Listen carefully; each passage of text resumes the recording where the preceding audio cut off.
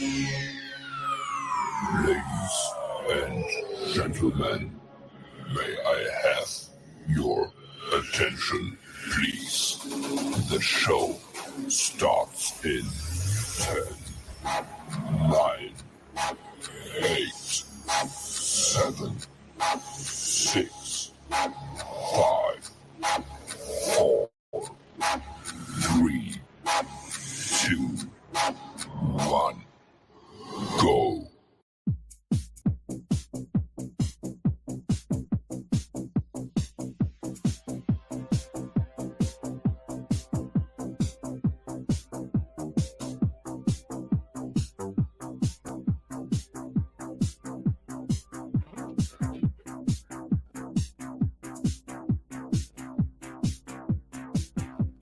Hey.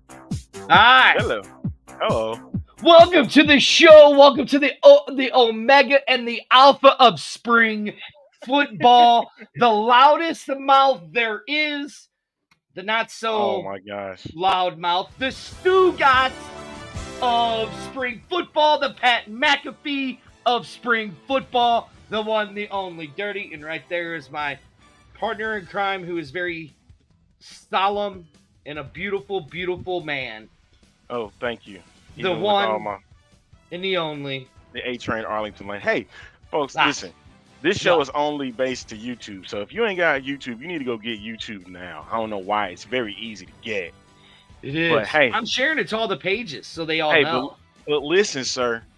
Remember, this show is often imitated, never duplicated.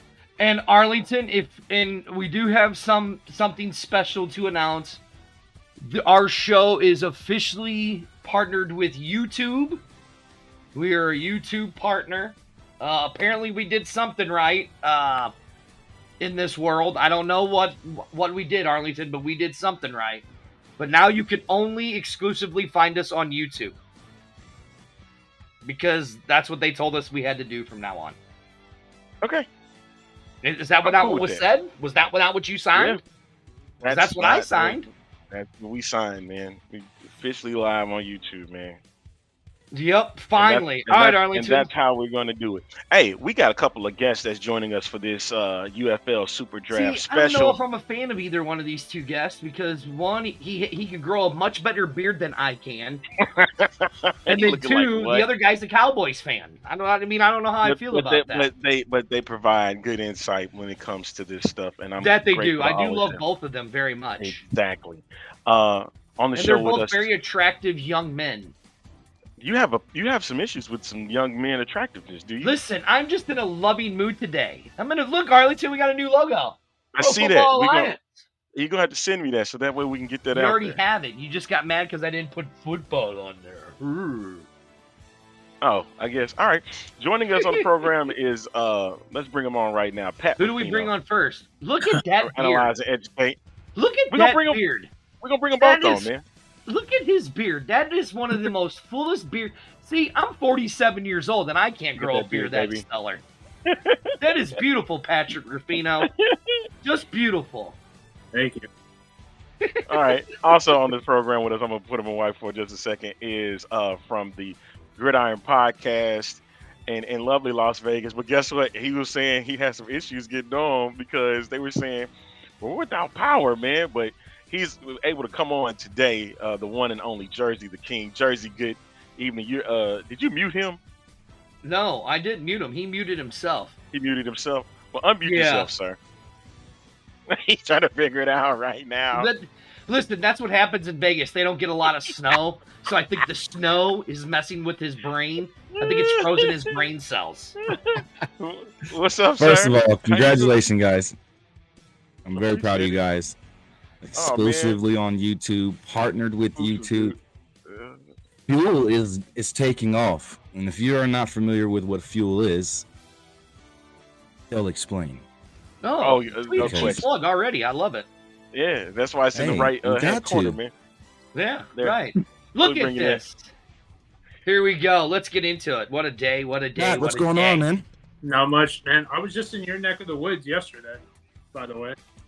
Oh, you were in lovely Las Vegas. Did you enjoy the cold desert air?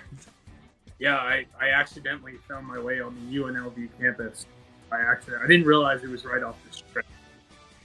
Yes. No, it literally right is off it the literally strip. is. Yeah, you let college children go to this school? Like, I was just, and I'm like, bro, what? This is a college campus. I'm UNLV. Yeah, it's a very beautiful campus. Yeah. It really is. Full of crackheads, drag queens, and everything else. Hey, listen, they all that's need Las love Vegas too. for you. Dude, a lot of influencers in the wild.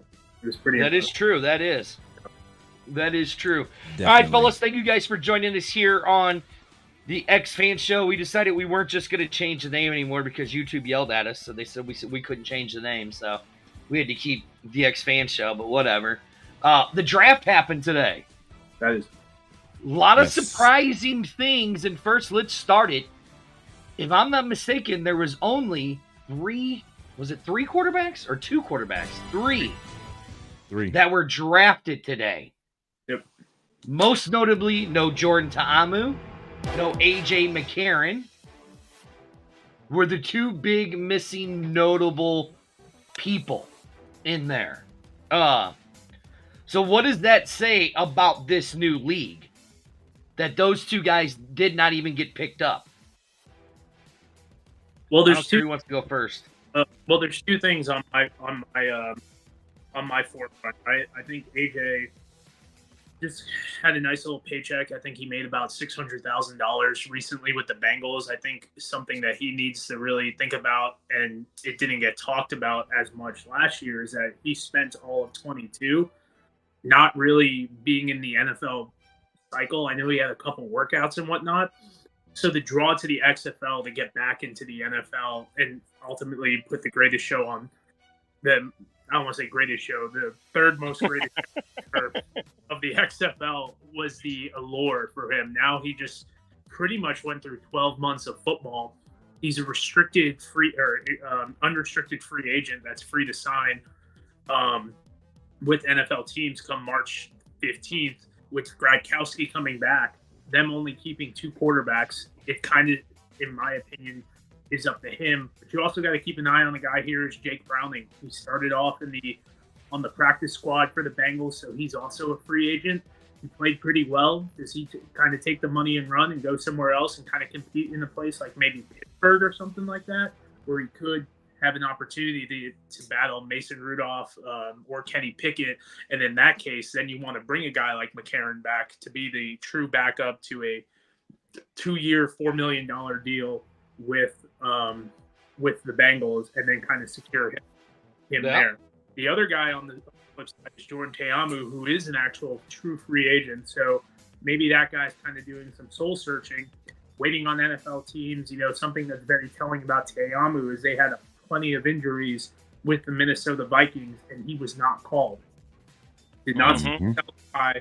So there's got to be something that people know, because I'd like to believe some of these executives, not all of them, are smarter than most of us, and that people know something about Ta'amu, who's done his tour around the league, and now January 16th comes around, and this man can go wherever he wants. Maybe he returns to St. Louis. I don't know. I don't think many people know, but there is something there that people know that we don't know. It is true. Jersey, what's your take on it? It's surprising to me to not see AJ McCarron's name at all being that. But then again, it's not surprising when it comes to AJ McCarron, because like Pat was just explaining to us, he's got a pretty nice payday. And you can see that he still has a lot left in the tank, especially from the way he played last season in the XFL. Now, Jordan Ta'amu not being drafted, D'Eriq King not being drafted, that's surprising. Well, and I'm edgy about D'Eriq King, if you don't mind me interjecting. This whole nonsense, and I call it nonsense, is that this man is going to take a job at a Group of 5 school. I believe, correct me if I'm wrong, he is at SMU. Yes. Oh, you're right. Quarterbacks coach. And then you want to go and play pro football at a Division I FBS school? I coach at the NAIA level as a restricted earnings coach, and I am up to my eyeballs in work. This man is going to miss spring ball recruiting. You're going to have in the transfer portal where you're going to have guys who want to play with De'Aaron King, and you're going to go off and say, "Hey, where's Coach King at? Oh, he's at the XFL thing. Well, this guy doesn't really care about me. Why am I coming here?"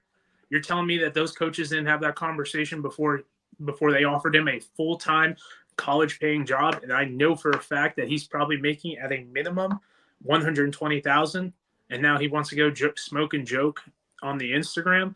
Recruits see that stuff. They're all in their phones and whatnot. People are going to SMU to hang out with De'Aaron King. You got 2 recruits in the door. Now go do the work and go and build spring ball as well. Spring ball is pretty brutal at their level. And not to mention tonight about AJ McCarron, he's going to be getting some exposure on Barmageddon after Monday Night Raw with Bill Engvall. So there you have that. So he's getting on a greater scale, whether you want to take it as that's exactly what it is. It's exactly what it is. And making sure to let everybody know that it ain't just about Catherine Webb either. So it's always been about Catherine Webb with AJ McCarron. Now, you guys, here's the thing that nobody really mentioned. Let's literally think of this name. And Arlington's favorite player, Jersey's favorite player, QB, the one and only Brandon Silvers did not get. Dude, you just got kicked off saying something retardedly stupid. No, I'm just playing, man. So the question is what does that say about Brandon Silvers not being picked up? To me, it sounds like Brandon Silvers actually might be that cancer, and then the mayor was back in. The mayor might have been Brandon right. Silvers wasn't that good to me. Okay. I'm gonna just call it like I see it. Out of all the quarterbacks, I'm gonna call it a spade, because out of all the quarterbacks in the XFL last season, I wasn't impressed. I was more impressed with Jack Cohn playing with a depleted offensive line than I was with Brandon Silvers playing with a healthy offensive line and still not being able to get things done. Max Brogy literally carried that team in the first 5 games. Well, let's understand this. Let's understand this with Brandon Silvers, right? When you had a guy like AJ Smith working on with him in the offense, man, it was pretty freaking understandable how he had his success. And granted, Max Borghi, who is now a Battle Hawk, did a phenomenal job with it as well. Then when he got hurt against, I think it was Seattle, or was he Seattle or DC? When he got hurt, that changed the whole outcourse of the Roughnecks in the XFL, and it changed the whole the outlook for Silvers, man, because they was like, well, can he even stay healthy at this rate? And he mentioned what Dirty failed to mention was not just Brandon Silvers, but a guy like Jeff Badet. Well, that's the next thing I was going to get to. Next thing I was going to say. I was going to say how the hell. Well, I was going to let Patrick get drafted. Comment on Brandon Silvers. So my take on Silvers is I do think he gets picked up. I do that he could find his way to the Brahmas because they did retain Kurt Benkert, who maybe that Quinton Dormady is the one that kind of X's him out because we all thought Kurt Benkert was retired. Let's not forget Jontre Kirkland did get hurt. There were some injuries to Nate Holley at some point. They bring in Michael Bandy off the street. Injuries upon injuries to that skill group, including Silvers himself, who even mentioned at one point he wasn't practicing full time as well. So, I mean, Silvers to me is usually going to be your QB4 in an 8-man league. If there was 16 teams, I'd probably rank him at 7 or 6 out of 16 starting quarterbacks. But the problem is, and I've probably been talking about this in nauseum, is you've just condensed the talent from 16 to 8. It might not be so much about if you're better than someone else, but what schemes you fit in and whatnot. And when you have a guy like Brandon Silvers, who we know who he is, are you comfortable kind of leaving him onto the side until camp starts and you get a look at some of these unknowns and then you're like, yeah, we should probably bring this guy in? Yeah, now Arlington and Jersey already, said something about Badette. So I'm going to ask you, what is your thing on Badette not being picked up? I think he deserves an opportunity. I know he's a friend of the show. There's two things that kind of irk me personally is where's Bob Stoops at in this? Because Bob had him in 2020. And then even though Badette was at Oklahoma in 2017 and Stoops was gone, where's Bob in that? Because Bob knows that, Badette's coming to Oklahoma. He's still around the building when all this is happening, and he has the ties to these guys. Two, did he upset people with the leaking of the tweets and all of that email from the Vipers personnel? And did he upset enough people that they just are like, hey, man, like, we don't really want to deal with a 29-year-old receiver whose name isn't Josh Gordon or Martavis Bryant, Ooh, okay. I mean, and that's just something that could be the reality. But I mean, depending on what my receiver room looks like, Jeff Badette's a name I call. I know he might have burned a bridge in the USFL with the Michigan Panthers when he was there for about 5 minutes.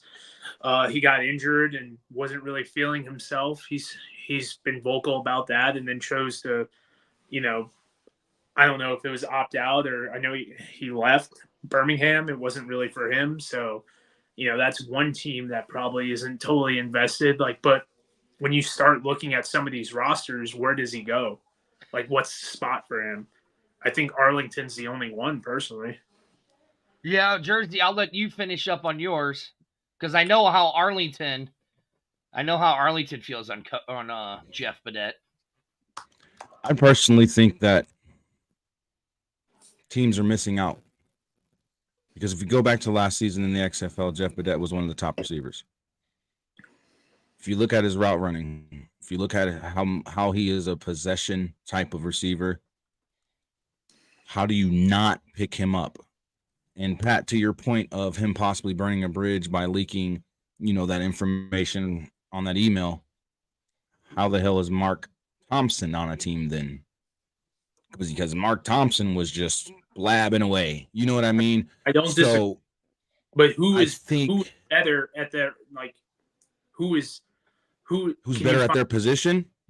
Jeff Badette. Well, listen, hands down. Hands down.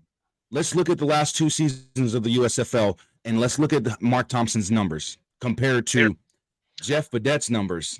You're not going to want to do that. That's not going to be what you want. And I'm not trying to create discontent, but Mark Thompson was creeping on 18-game USFL records. And not only that, Mark was on the team already and signed by the Understandable. But if you're going to leak all this information and give Jeff Badette a black eye, Mark Thompson should have got a black eye as well. I don't disagree with you. I'm just saying, I'm just basing the information. No, I get exactly where you're coming from. I get what you're saying. Yeah. But in my opinion, like I said, it's just Jeff should have an opportunity just like any other player out there. I agree. You know what I mean? I agree. Martavis Bryant, he's back in the NFL on the Dallas Cowboys practice squad. You know what I mean? And when they were on the same team together, Jeff Badette outperformed him. Yeah, but and it was shocking to me too. Jerry and the reclamation projects. Jerry's an idiot. Yeah, I mean, I don't agree with Patrick. Don't get him. Don't get him. Yeah.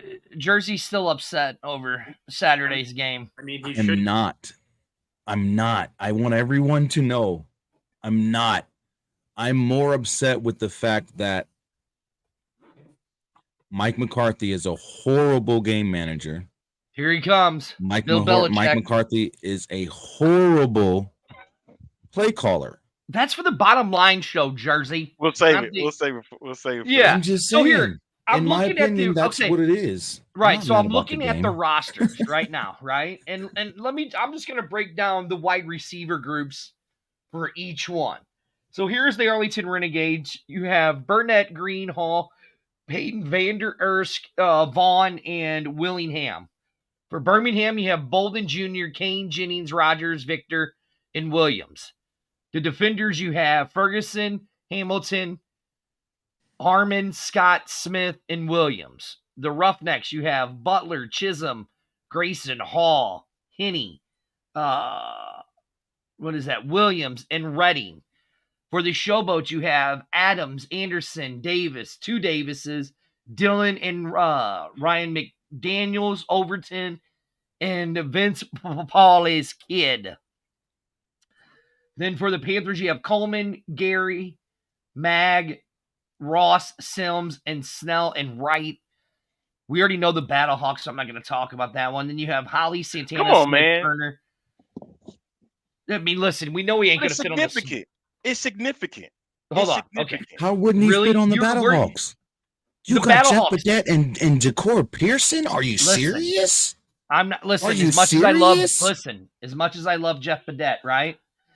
Am I really taking Jeff Badette over James Bostic? No. Am I taking him over Blake D. Jackson? No. Stephen Mitchell? No. You got him riled up, sir. And I hear your I hear your biasness. I hear your biasness right now. Listen, I would love to have Jeff Badette on the show. This is all you doing. I would love to have Jeff Badette on the Battlehawks, right? All you doing. But you're telling me out of all those names, out of all those receivers' names on all those different teams that you just listed off, you're telling me Jeff Badette couldn't be a number one, number two, or a number three? You didn't let me finish. And actually make an effect? You didn't let me finish. I said I wouldn't take him on the Battlehawks with the current roster we have. I would. No, you're going to put him over James Bostic? No. I think Shep comes back. Yeah. Oh, so boy. the team I would put him over. Go ahead. I honestly think Badette would best fit for either the Memphis Showboats or the DC Defenders. That's where I think he would do his best at. I think DC. I think he would be better on the Arlington Renegades. Pair him back up with Luis. That's true. Pair him up with Bob Stoops. Give him the opportunity that he missed out in college. What'd you say, Pat? I think DC or I think DC or Arlington. I mean, I think Arlington. I think Memphis has a pretty good group, especially they picked up Jonathan Adams in last week's draft. Like, you know, I've watched JA make Kyle Slugger look pretty good at times, especially in 2022. And right. I mean, him and McLeod, and you know, they also something to sleep. You don't want to sleep on in Memphis is they're going to run, I think, a lot of 12 personnel, like with, you know, Sage Surratt there and then JJ Wilson. So it could get a little goofy there. But yeah, man, I mean, I know I feel like we're all in different places about Badette, but I think collectively we all agree that he is, let's go 6 wide receivers over 8 teams, a top 48. Oh, yeah. I mean, yeah. Like, I think that's the moral of the conversation, personally. Yeah, hands down. I mean, Jeff Badette should be in this league somewhere. And he could be tomorrow. And you're right. He could be because the free agency thing happens tomorrow. The signings start to happen, you know, like, you know, I mean, it's going to be interesting to see how this goes. I think, but right now, the way you look at it, I mean, Birmingham Stallion has what, 272,000 players on their roster. I think they have. I don't think he goes to Birmingham because I think the gel is so there that even if he's better than those receivers, they're like their niche core and everything is just so like, hey, we have a plan. This is how we're going to execute it. Get on the bus or don't. Like, I feel, you know, and they do have some ball players there as well. I mean, Gary Jennings is going to have a chance to shine this year, you know, and I don't know. It could. I don't think Birmingham is a very you can't sit with us type of crowd, personally. Right, yeah. Like Bill Alexander here says he feels that the Bolts stole this draft. I mean, I kind of have to agree with them. They had a very decent draft, but when it comes to that wide receiver core, I don't think there's a better wide receiver core in the UFL right now than the Battlehawks, based on what once you did. stick Ja'Cory Pearson in there, that's what I mean. Yeah, that's what I'm saying. You can't. You give whatever quarterback's going to be starting for the Battlehawks. You give them one of the best route runners in the UFL. And here's my big thing. Like he says right here, Battlehawks and Gamblers have no QBs. The Gamblers ain't no Gamblers here. He's talking about the Roughnecks. He's talking about the Roughnecks. Here's a question for you guys. No, wait. He's mentioned about the Gamblers. I think that Kenji Behar is a legitimate quarterback in this case, and I think Kenji Behar.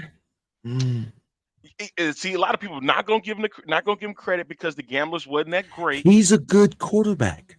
He is a decent, good enough, and good quarterback. Good enough to work with this core, and I think because the thing about it is, Arlington, and you said this before. Kenji Behar is a good pocket quarterback. He's one of those versatile quarterbacks that can move with his feet, but he can stand in that pocket. And I think that's what a lot of people. It's like this now. If you look at it, the NFL, when it comes to quarterbacks, what are the NFL looking for? Mobile quarterbacks.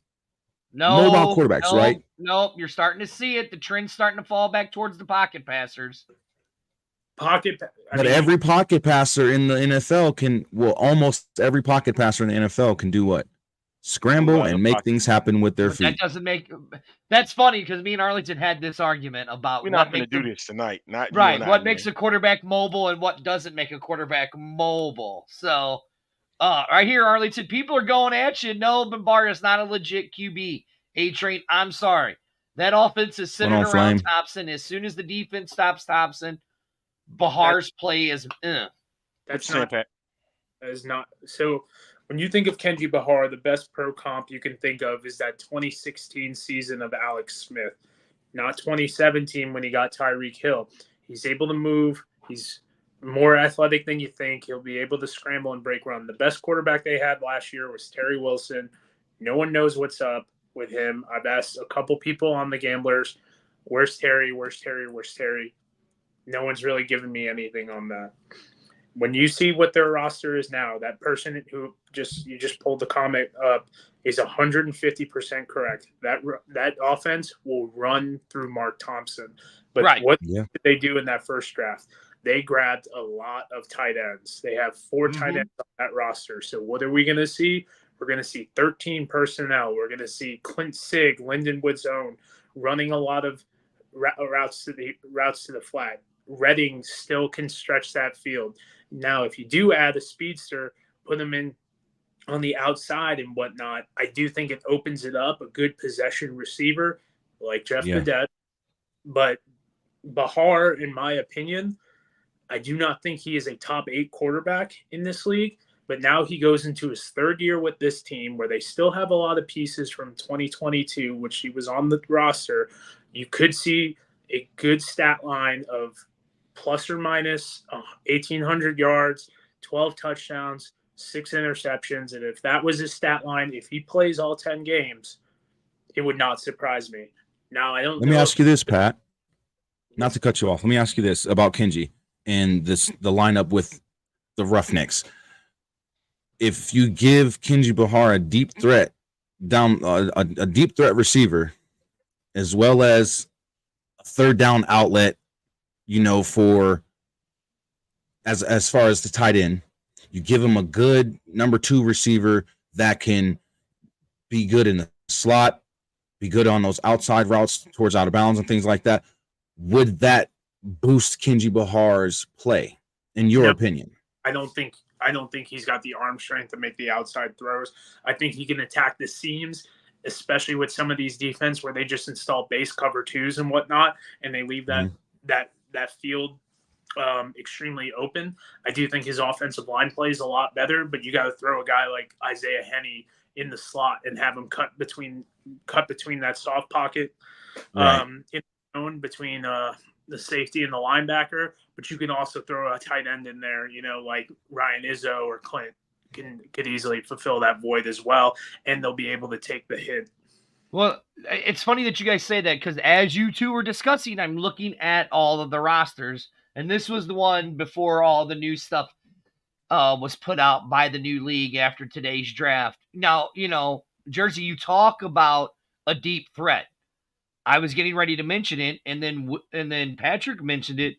Ryan Izzo might have been, in my opinion, the best tight end in the USFL. Might have been. There might have been another guy here. I don't and know. there. I don't know. He When could you do got a guy- Like ability wise, I think ability wise, he could do he could go deep, he could go short, and wherever you wanted to do it.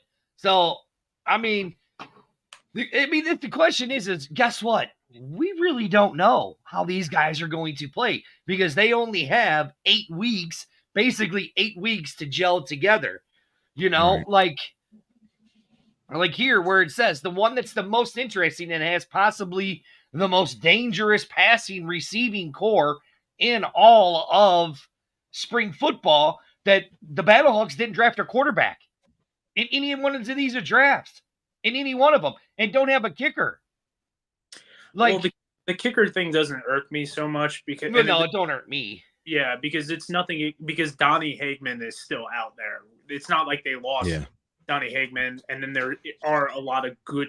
Patrick, you're gonna give the hyena a heart attack if Donnie Hagman comes back. Oh my Buddha! But she hates him. You know who likes him? Ted, though. Ted likes him. Yeah, that is true. Ted did like him.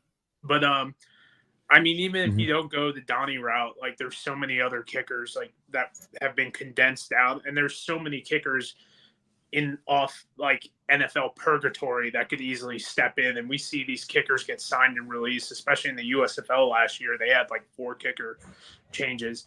And to circle back with the quarterback, I mean, they're in a perfect world, their guy is up for the taking right now. Like if he wants to come back to the XFL, do you think he's going to go Birmingham? Do you think he's going to go to San Antonio? No, it's yes, I think he's going to Birmingham. If he comes back, oh my God, he's going to Birmingham, where he is a god. No, he's a god in Mobile and he's a god in Tuscaloosa. But you know who's a god now in Birmingham is Skip Holtz, and you know whose quarterback he has? His kid from college. I agree. So I mean. But the city of Birmingham would be like, "Ooh, we got to have." No, AJ. they would not, and dude. Skip Holtz would be like, "Oh, over that. AJ McCarron." Yeah, and we don't want to hear it either. So who cares? But anyway, at the same matter, if Alex Magoo or Jamar Smith was the guy for 2 years, and Jamar went to the NFL, then I think, and they had a true opening, then I think AJ McCarron gets a parade coming into Birmingham. Oh, I agree. I agree. I agree with that wholeheartedly. Jamar there, he's been with Skip. He knows the system. You know, the coach, a lot of these coaches are coming back as well from Birmingham. He's been in Birmingham the last 2 years. Pretty much won a championship. Granted, a lot of people like to forget that, that what's his name? Jamar also got hurt, and Magoo technically led him to back-to-back championships because they were. That is true. When you have 2 different quarterbacks, that could lead you to a championship. Yeah, it's pretty wild. But I think AJ's not going to be like on the top of the radar for these guys. Skip's not looking at AJ like, it doesn't matter. Birmingham is going 3-0. Shut up. Stop it, Dirty. Mute yourself, Dirty. Take your camera off. 3-peat. It would not. Pete. For the How are you a Battlehawks fan saying it's not going to be as easy as you think, man. Yeah. 3-peat. They could go 7-3. It's definitely not going to be that easy. Yeah. It's not. You got to imagine they're playing XFL teams.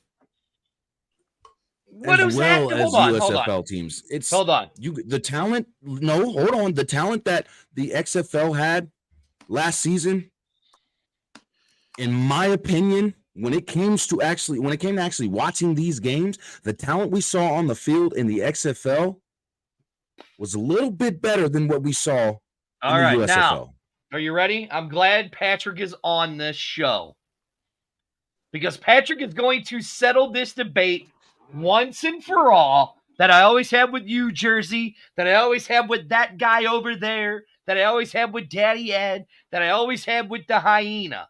I'm not talking practice squad players. I'm talking active players goodness. on an NFL roster. I'm sick of him with this. Patrick, go ahead, man. Which league had the more active players on a roster? USFL or XFL? It was the USFL, and I was talking to people about this earlier today. I think that the USFL, and I don't know if it's so much development, but they had signed a lot of great so there's two advantages here. The both leagues had their awkward advantage. Mm-hmm. The USFL was able to get the non-futures contracts guys and then pitch to them that not only could they recover, but they could go the rookie mini camp. The USFL had the privilege of signing the rookie mini camp guys who were cut and then able to be, or cut after the NFL draft, a guy like LeBron Ray, who finished up on an active roster.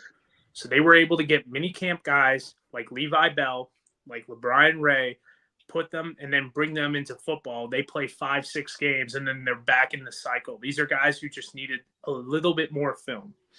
The biggest thing that I saw in the USFL was the superior talent in the interior defensive line. And we see this with Dominique Davis, who played games last year. TJ Carter, Michigan Panther, played games last year. Carter was cut. Davis spent the whole year on the practice squad. You saw Jeremiah Farms, Khalil Davis, LeBron Ray. All these guys were interior defensive linemen, or if they were defensive ends, they were 3-4 ends. So that was something that we saw that not many, like that the XFL wasn't able to duplicate. Now, for the 2023 season, the XFL did send more players to practice squads and whatnot as well. And that was a hodgepodge of positions, but there was more late signings from XFL. Like, you had McCarron, Reed Sinnett, Drew Plitt, and Wheeling. Yeah, well, Wheeling was signed prior to the year. When it comes to so I mean, here's the way you got to look, and here's how I've said it.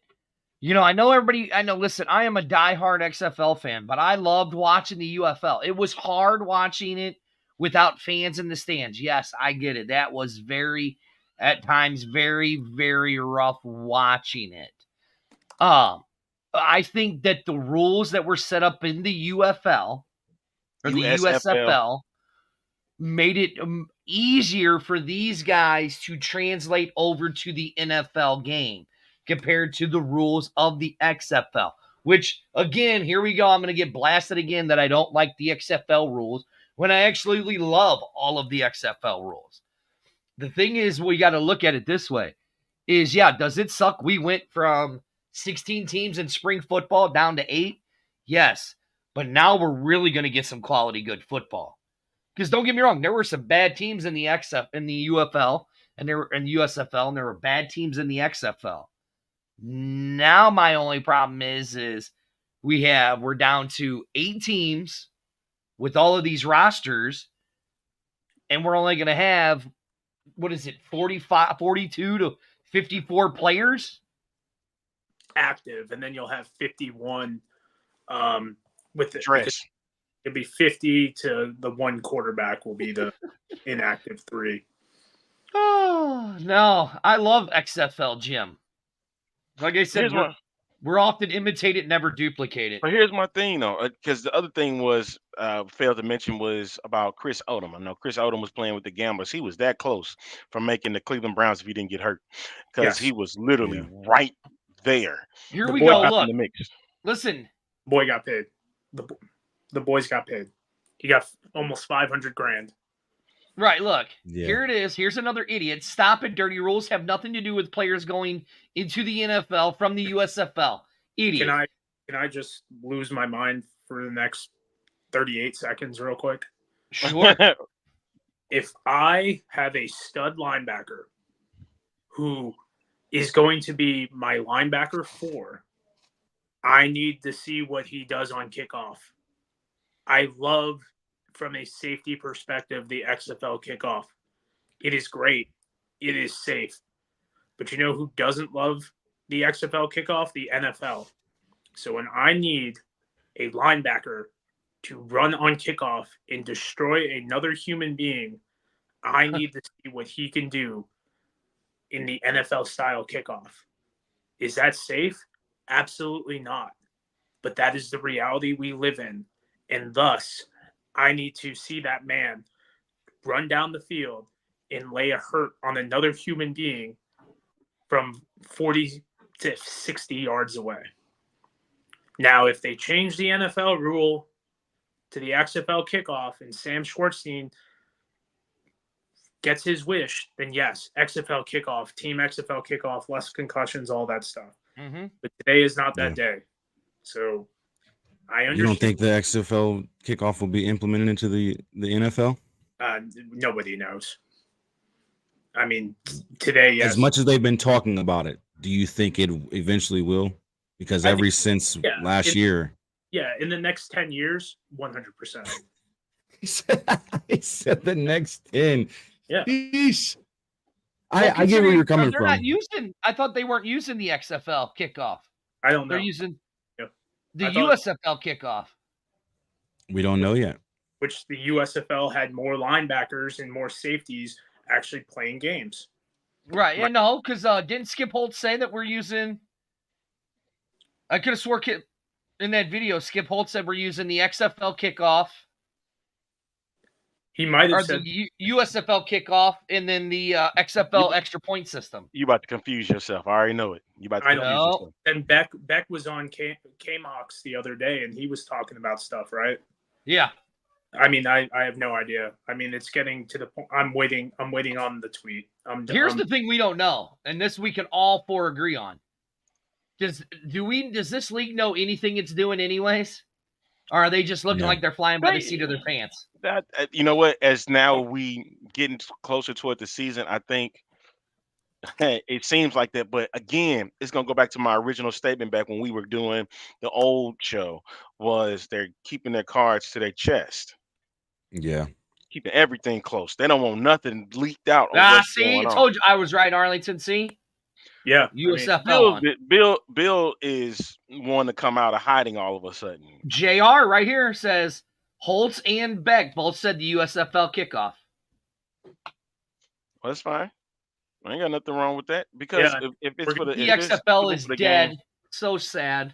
We're gonna see more. I mean, if you look at Kevontae Turpin, he made it to the NFL because of his kick returning with the USFL style. So.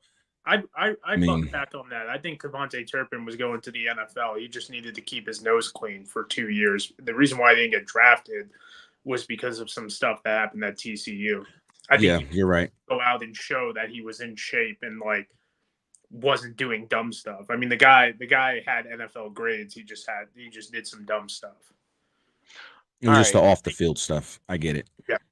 All right. Speaking of which, the pay scale actually came out through the USFL PA, and it was very interesting to see how what's to look forward to in 2024, and it looks like everything is getting a bump up of sorts in pay. Here is the first page here. That's actually the fourth one. Let me get the first one. There it is. I guess they put it all in this order. Here we go.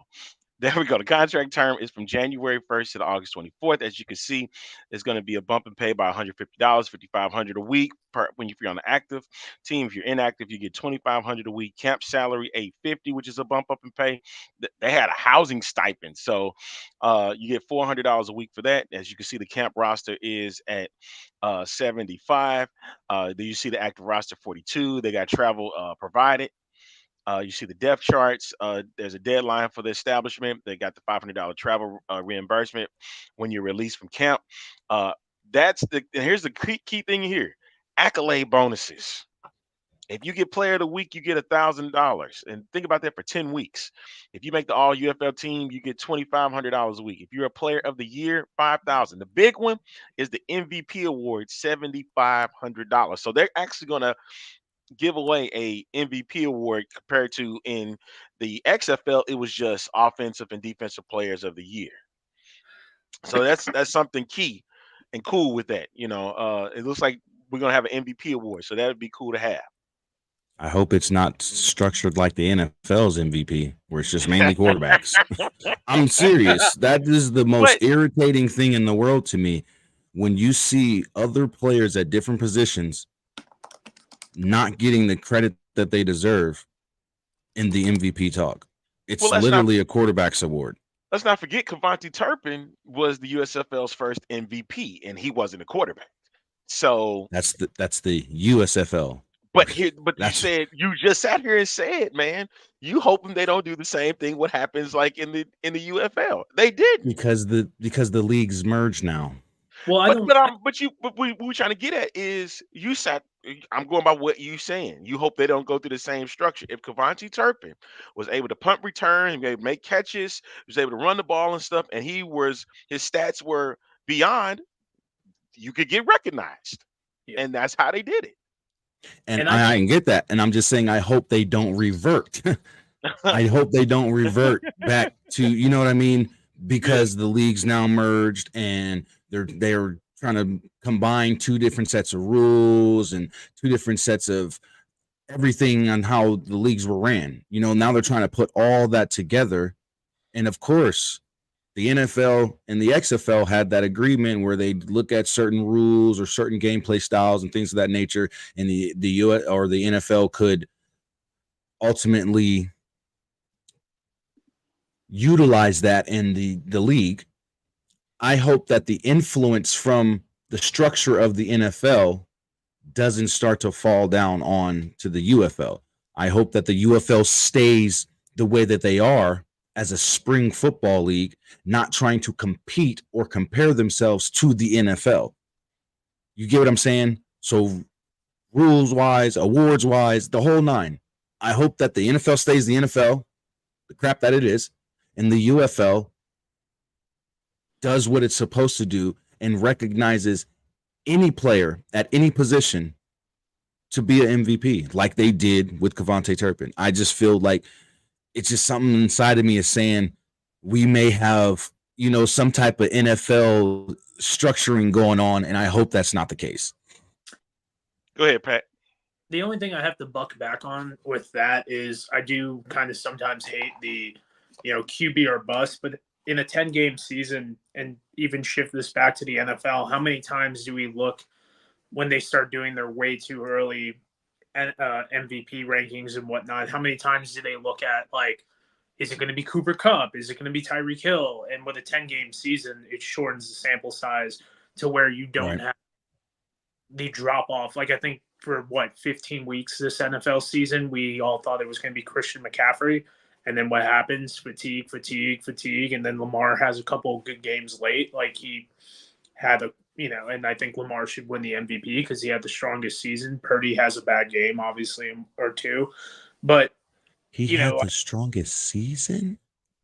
You don't think who do you think should have been the 2023 NFL MVP? I'm not saying this because I'm a Cowboys fan, but Dak Prescott. Look at the stats. Dak Prescott's stats compared to Lamar Jackson's stats. Dak Prescott had a better season, regular season. Yeah, but stats. Just look at the stats. You're going by stats alone, right? Well, it depends. It goes back to the Andrew Luck argument then. What is the MVP? Because it stands for most valuable player. Could we not argue that Andrew Luck for those Colts teams, that 2013 to 2017 teams, that he was the most valuable player in the league for the Colts? Could we not argue that, what is the true meaning of value? Yeah, we definitely can. And I believe he was screwed over because when Andrew Luck was in the league, he was a beast. He was a beast. He came in as a rookie and just made it seem like he's been in the league for 2 or 3 years already. And I think that's one of the reasons, not all of the reasons, but I think that's one of the reasons why he retired as early as he did. Yeah, they killed him. Because he didn't get the recognition that he deserved. Well, I think he also, they killed him. Like, Matt Hasselbeck in 2015, I think, had to play with a lacerated spleen because they killed him after they killed Andrew Luck. There were bodies flying everywhere. Like, they hurt those two men. certain degree. Like, look, I'm gonna end the debate of all. The man that should be the rookie of the year, the man that will be, the man who will be the rookie of the year will be the man who should be the MVP, and that is CJ Stroud. He was even hurt for 2 games and still dominated. He is the only real quarterback in Texas. Oh my God! Go to sleep. Go to sleep. Go to sleep. CJ Stroud. Where's Little Dirty? free my Little Dirty makes a little bit more sense. Damn it. Because CJ Stroud, don't get me wrong, CJ Stroud played his ass off this season. CJ Stroud even went into the. What? Do you know who Liv Morgan is, the WWE superstar? What about her? Yes. Just for the day. Here you guys go. Really? Yeah. Shut everybody up. Nobody's arguing. And that's just what we do with you, man. You got nobody's arguing over a dumb MVP now. Yeah, but we at the same time, man. No, you got to CJ Stroud. Man.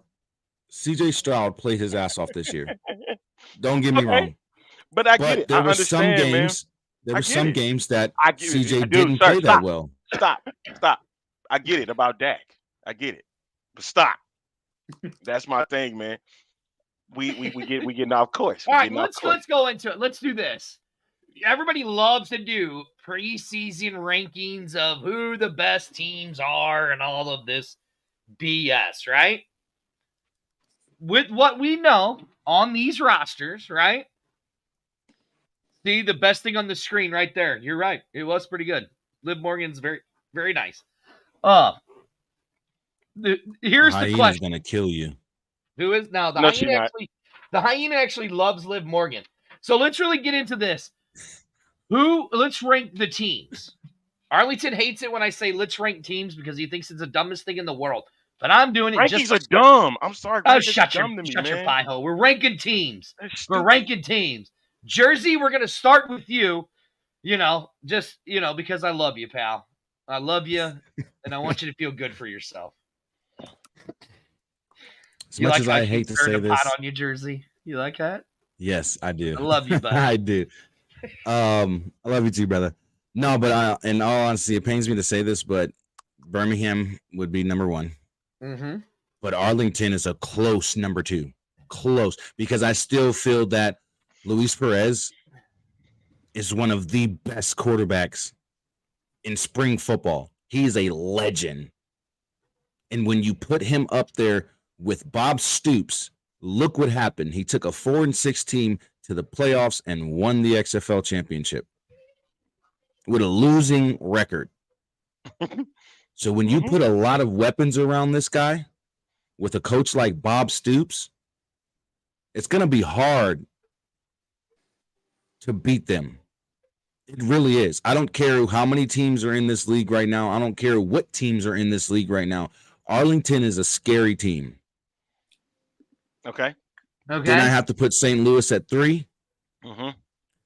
Memphis, especially with the draft they just had, I put them at 4. DC at 5. Houston at 6. Damn.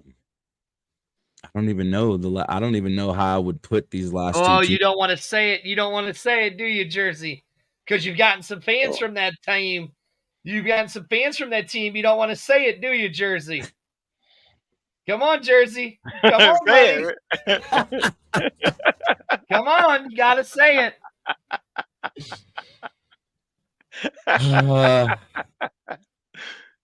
Is Michigan San Antonio yes. I'm sorry.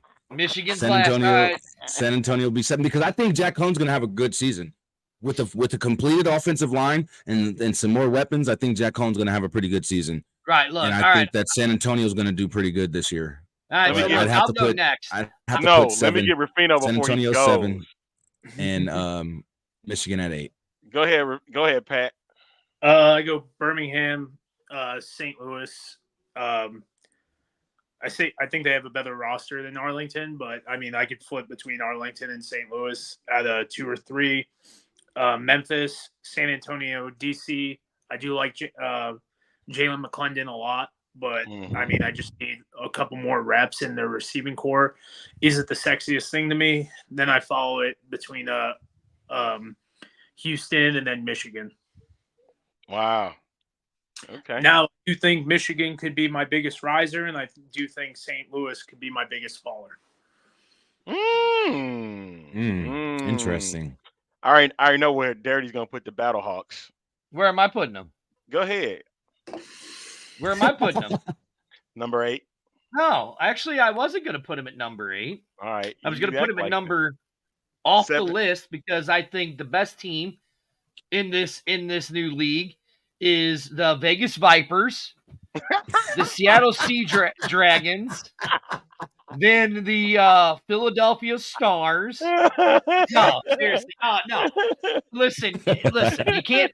Birmingham is number 1, hands down. I mean, back-to-back championships they are. As much as I don't like the Renegades, I have to say, because they are the defending champs, I'm going to put them at number 3. I'll put the Defenders at number 2 because they were the only team to go 9-1. They just had a shitty game plan. Greg Williams, as typical, sucked it up, like he always does. Like his late father-in-law on the microphone. Hey, chill, dude. Chill, man. Mike Shannon was terrible on the microphone. Can't stand him. I'd put Arlington Renegades. I'd put the Renegades at number 3. I'd put the Battlehawks at number 4. Actually, no. I take that back. I'd put the Showboats above the Battlehawks at 4. Battlehawks at 5. Listen, Son of Bum is a bum. So, listen, I love San Antonio, but they're going to be dead last. And then just throw in Michigan and the Roughnecks anywhere in there. Yeah. 8. I'm gonna start from the bottom up since that's what we're doing. 8 is Michigan. 7 is the Houston Roughnecks. I will have to go. 6 would be. Oh my goodness. I put Liv Morgan up because these guys were arguing, and I knew that would just calm them down. Did you see how when I told you the hyena was gonna get you? I told you the queen was gonna get you. See how they all changed their mood? Let's go. Let's see. Memphis, then DC. I do love Jalen McClendon. I hope if he does wind up being the starting quarterback, cool. The San Antonio Brahmas. People are sleeping on Quentin Dormady. Like, you don't need to sleep on Quentin Dormady. No, you don't. Listen, I understand what he dealt with the Guardians, man, and the record does not reflect how he played during the year. And you know what? Let me swap the Battlehawks at 4, the Brahmas at 3 because he's dealing with 8. Because you got to understand, Dormady got AJ Smith. Got AJ Smith, man, back there, and I think they're gonna do a lot of creative stuff in San Antonio. 2 is I'm missing a couple of teams. Yeah, you sure are. The 2 most important teams. Yeah, the Renegades at 2, and of course number 1 Birmingham. So. Like right here, Dino Girl goes, Arlington, how good would I be in with a 12-pack in me? I'm pretty good with a 12-pack in me, ain't I, Arlington? I don't even know what that means. First off, very good on the microphone. I don't even know what that means, man. First off, thank you so much to our guests for dropping in on us. Before you go, Patrick, tell everybody where they can find you on social media, man. So I'm on the Twitter as ByPat. I do UFL. I do like some Division II college football stuff, and then on YouTube, I'm on the Analyze and Educate. I do the streams every once in a while. A couple random interviews. I don't even know how to describe my forte right now. So hopefully I got a couple more guests lined up when I'm not traveling for work. But yeah, YouTube's Analyze and Educate. I'm going live in the morning before I go on my next work trip. And, I appreciate, coming on the last 40 minutes and, just doing my thing, trying to, put out good content and, be halfway decent at this. Jersey, before you go, tell everybody where they can find you, man. You can find me at The Gridiron on Twitter, Jersey the King on Twitter, Facebook, The Gridiron, and Jersey the King as well. Just so everyone knows, the Gridiron fans, we have a merchandise store now. Oh yeah! It's on my social media. Go check it out. do have. So I'm actually moving the merchandise store from my streaming store to the Gridiron's own personal store by the end of the week. So this Saturday we'll have a new actual shop for you to get your Gridiron merch. And you can find us on Instagram, TikTok at the Gridiron, as well as YouTube, the Gridiron Podcast. He threw a blank. I love Jersey. Yeah, the Gridiron Podcast and Jersey the King on YouTube. So make sure you guys go and drop some love, and please check out the Analyze and Educate show with Pat. Yes, it is really, really good. I watch your dude, Pat. I watch your shows all the time. I catch your episodes all the time, even when I can't catch them live. You're awesome, dude, and I love what you're doing with the Division II and just everything that you're doing with spring football and college. So make sure you guys go and check out Analyze and Educate for sure. D2 guys getting drafted and friend of the show, St. Louis local and good guy overall, BJ Wilson going to the Brahma. Yep. You know, my man's making his tour in the football world, from the Carolina Panthers to the Edmonton Elks to technically the Houston Roughnecks to now Papa Mark hooking him up, bringing him to San Antonio. Hey, Dirty, about that schedule, what you know? It's coming out this week, but listen. I told y'all. What the hell is this? The hell is this? I told everybody. Listen, I do got to give a big shout out to the Fuel, the Nation. This weekend they did an event. We did an event in Houston. Yes, that is right. We helped organize an event in Houston. Hey, this is the first one under Fuel, man. This is the first one under Fuel. It raised, because of all the uncertainty with the Roughnecks and all of that, the game and the champ with the Texans playing there in Houston, they ended up raising $2,000 in silent auction items. And then, so right here, look, right there, that QR code, you can scan that QR code. That will take you to the GoFundMe page for the Houston Area Women's Center. The Hawks, you donate there, they go directly to that money.